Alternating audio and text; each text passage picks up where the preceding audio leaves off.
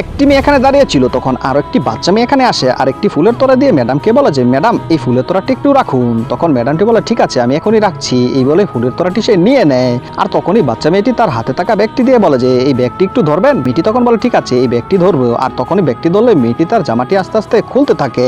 একটা সময় বাচ্চা মেয়েটি তার সকল জামা কাপড়ই খুলে ফেলে এবং এই ব্যাগের মধ্যে সবকিছুই রেখে থাকে। আর তখন একটি নতুন জামা এই বাচ্চা মেয়েটি নিয়ে নেয় এবং ওই নতুন জামাটি বাচ্চা মেয়েটি যখন পরতেছিল তখন ওই বাচ্চা মেয়েটিকে আরো সুন্দর দেখাচ্ছিল। একটা সময় ওই নতুন জামাটি বাচ্চাটি পরে ফেলে। আসলে বন্ধুরা এই বাচ্চা মেয়েটি এত কিছু কোথায় পেলো সেটা জানলে তোমরা সত্যি অবাক হয়ে যাবে। কিন্তু তার আগে বন্ধুরা আমি সৃষ্টিকর্তার কাছে প্রার্থনা করি যে ব্যক্তি এখনই ভিডিওতে একটি লাইক দিয়ে চ্যানেলটিকে সাবস্ক্রাইব করবে, সৃষ্টিকর্তা তাকে এবং তার পরিবারকে খুব ভালো রাখবে।